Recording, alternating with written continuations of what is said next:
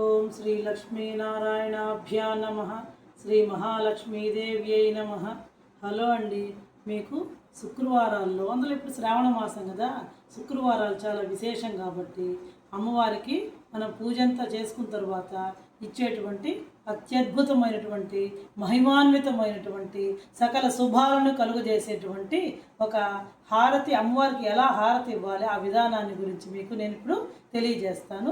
మీరందరూ కూడా ఈ శ్రావణ మాసంలో శుక్రవారాల్లో అమ్మవారికి ఈ విధంగా నేను చెప్పిన విధంగా హారతి ఇచ్చి అమ్మవారి యొక్క అనుగ్రహాన్ని పొందండి. ఇప్పుడు ఎలా హారతి ఇవ్వాలో నేను మీకు వివరంగా తెలియజేస్తాను. మామూలుగా మనం రోజు దీపారాధన చేసుకొని నిత్య పూజ చేసుకుంటాం కదండి. ఫస్ట్ మీరు ఎలా అయితే రోజు నిత్య పూజ చేసుకుంటారో ఆ విధంగానే మీ పూజనంతా పూర్తి చేసేసుకోండి. మీ పూజ అంతా పూర్తి అయిపోయిన తర్వాత లాస్ట్లో ఎలా చేయాలంటే ఒక ఇత్తడి పళ్ళెం తీసుకోండి. ఇత్తడి కానీ రాగి కానీ వెండి పళ్ళెం కానీ తీసుకోవాలండి. స్టీల్ పళ్ళెం పనికిరాదు దీనికి. ఇత్తడి పళ్ళెం తీసుకొని ఆ పళ్ళానికంతా చక్కగా పసుపు పూయండి. పసుపు పూసి తర్వాత మధ్యలో అండి ఒక అష్టదళ పద్మం ముగ్గేసుకోండి. ముగ్గేసి పసుపు కుంకుమ పళ్ళానికి పసుపు పూసేసాం కదా మొత్తం మనం చుట్టూ ఫస్ట్. తర్వాత అష్టదళ పద్మం ముగ్గేసుకొని పసుపు కుంకుమ గంధంతో బొట్టు పెట్టుకోండి. ఆ తర్వాత ఇంకొక పళ్ళెం తీసుకొని ఆ పళ్ళానికంతా కూడా సింధూరం పూయండి. సింధూరం పూసి గంధము కుంకుమ బొట్టు పెట్టి తర్వాత చుట్టూ ఎన్ని తమలపాకులు పెట్టుకోవాలంటే 18 తమలపాకులు పెట్టుకోవాలి. మంచివి శుభ్రమైనటువంటి తమలపాకులు తీసుకొని చక్కగా తడిబట్ట పెట్టి తుడుచుకొని ప్రతి తమలపాకుకి కూడా ఈ విధంగా పసుపు రాయండి.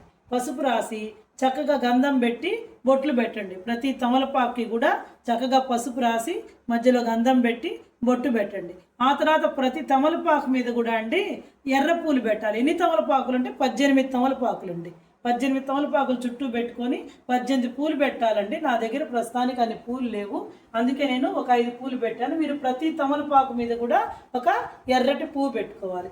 ఆ విధంగా 18 ఒత్తులు వేసుకొని ఆవు నెయ్యి కానీ నువ్వుల నూనె కానీ దీపారాధన చేయాలండి. ఈ 18 ఒత్తులు ఎలా వెలిగించాలి అంటే చూడండి, ఇట్లా ఒక పొడవు ఒత్తుంది కదండి. ఈ పొడవు ఒత్తి తీసుకొని దీన్ని ఇట్లా పెట్టేసి ఒక పువ్వు మాదిరిగా ఇట్లా అన్నమాట. చూడండి ఈ విధంగా ఇది పైకి వచ్చే విధంగా కింద ఇట్లా పువ్వు వస్తుంది అనమాట. అట్లా 18 ఒత్తులు చుట్టూ చేసుకొని ఆ తర్వాత మొత్తం కలిపితే ఇదిగోండి ఈ విధంగా చూడండి ఒకే ఒత్తిగా వస్తుంది. 18 ఒత్తులు చూడండి, 18 ఒత్తులు ఒకేగా ఉండాలండి. ఆ విధంగా చేసుకొని మన పూజ అంతా అయిపోయిన తర్వాత లాస్ట్లో అమ్మవారికి ఈ విధంగా వెలిగించి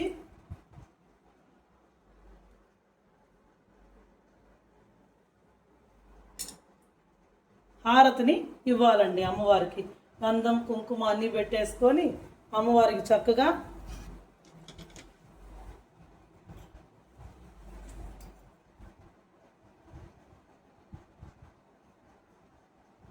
ఈ విధంగా కుంకుమ పెట్టుకొని మళ్ళీ కొంచెం నేను ఆవు నెయ్యితోటే చేస్తున్నానండి. ఆవు నెయ్యి వేసుకొని అమ్మవారికి మన పూజ అంతా ఫస్ట్ చేసేసుకోవాలండి యథాప్రకారంగా. అర్థమైంది కదండి చెప్పింది. యథాప్రకారం చేసుకొని లాస్ట్లో మాత్రం ఒక ఇత్తడి పళ్ళెం అమ్మ పళ్ళానికంతా పసుపు రాయడం, అష్టదళ పద్మం ముగ్గేయడం, పసుపు కుంకుమ గంధంతో బొట్టు పెట్టడం, 18 తమలపాకులు తీసుకోవడం, ప్రతి తమలపాకు శుభ్రం చేసుకోవడం, పసుపు రాయడం, గంధం కుంకుమ బొట్లు పెట్టడం, చుట్టూ 18 తమలపాకులని కోసం ఈ విధంగా ముందుకు ఉండాలండి. ఇది ఈ విధంగా ముచ్చికి లోపలికి ఉండాలండి. ఆ తర్వాత ఒక కప్పు కానీ పళ్ళెం కానీ ఏదైనా తీసుకొని దానికి సింధూరం పూయడం, గంధం కుంకుమ పెట్టడం, దాంట్లో ఆవు నెయ్యి వేసుకొని 18 ఒత్తులు ఇట్లా పువ్వుగా చూపించాను చూడండి, పువ్వు ఒత్తులు అంటారే ఆ విధంగా చేసి ఆ 18 ఒత్తులు మనం ఒకే ఒత్తిగా అంటే అష్టాదశ శక్తిపీఠాలకి మనం హారతిస్తున్నట్టుగా భావించి ఈ అష్టాదశ శక్తిపీఠాలన్నీ కూడా అమ్మవారి యొక్క ఒకే రూపం కాబట్టి ఒకేగా వెలిగిస్తున్నాం అనమాట ఒత్తిని. ఈ విధంగా మనం లాస్ట్లో అమ్మవారికి చక్కగా కనుక హారతిని ఇవ్వాలండి. అమ్మవారికి చక్కగా మీకు వచ్చినటువంటి పాట పాడుకుంటూ హారతిని ఇవ్వాలండి. శ్రీమన్మహాలక్ష్మి జయ మంగళం, హరిప్రియ నీకిదే శుభమంగళం, ఆదిలక్ష్మి నీకు జయ మంగళం, ధాన్యలక్ష్మి నీకు శుభమంగళం, ధైర్యలక్ష్మి నీకు జయ మంగళం, గజలక్ష్మి నీకిదే శుభమంగళం, సంతానలక్ష్మి జయ మంగళం, విజయలక్ష్మి నీకు శుభమంగళం,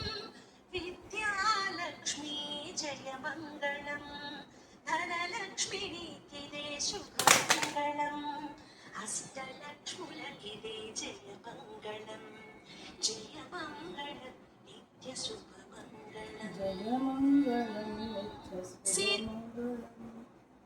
ఈ విధంగా అమ్మవారికి హారతి ఇచ్చి ఇక్కడ పెట్టేసి తర్వాత అండి నేను మీకు విధానాన్ని తెలియజేశాను కాబట్టి క్షీరాన్నం నైవేద్యం పెట్టాలండి. ఎందుకంటే ఇవి అష్టాదశ శక్తి పీఠాలుగా మనం భావించి హారతిస్తున్నాం కాబట్టి అమ్మవారికి ఈ అష్టాదశ శక్తి పీఠాలు అమ్మవారి యొక్క ఒకే స్వరూపం కాబట్టి ఆ విధంగా మనం విడివిడిగా అష్టాదశ శక్తి పీఠాలు మధ్యలో ఒకే అమ్మవారి స్వరూపం. ఈ విధంగా అమ్మవారికి హారతి ఇచ్చి తర్వాత మీరు క్షీరాన్నం చేసుకొని చక్కగా నైవేద్యం పెట్టేసి కాకపోతే మీరు ఇదంతా ఈ ఒత్తి నిధనమైన దాకా ఎక్కడికి పోకూడదండి.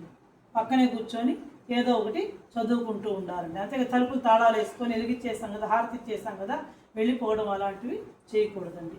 ఇది ఈ హారతి ఇచ్చే విధానం అన్నమాట.